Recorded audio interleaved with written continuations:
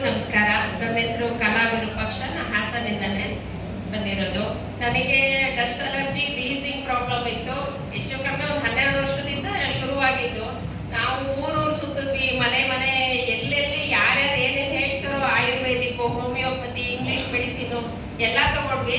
ಕೊನೆಗೊಂದು medicine ಸಿಕ್ತು. ಮೈಸೂರವರೆಗೂ ಹೋಗಿದ್ವಿ ನಾವು. ಮೈಸೂರಲ್ಲಿ ತಿಂಗಳಿಗೆ 2,000 ಖರ್ಚು ಮಾಡ್ತಾ ಇದ್ವಿ. ಇವಾಗ 1 ವರ್ಷದಿಂದ ನಾನು ಒಂದು ಮಾತ್ರೆ ನುಂಗಿಲ್ಲ. ನಮ್ಮ ಥೈರಾಯ್ಡ್ ನಾರ್ಮಲ್ ಬಂದಿದೆ. ಆಮೇಲೆ ನನಗೆ ವೀಸಿಂಗ್ ಪ್ರಾಬ್ಲಮ್, ಶೀತ ಇದ್ದಿದ್ರಿಂದನೇ ಲೋ ಬಿ ಪಿ ಸ್ಟಾರ್ಟ್ ಆಯ್ತು. ಈ ಪ್ರಾಡಕ್ಟ್ ಯೂಸ್ ಮಾಡ್ತಾ ಲೋ ಬಿ ಪಿ ನಾರ್ಮಲ್ ಆಯ್ತು.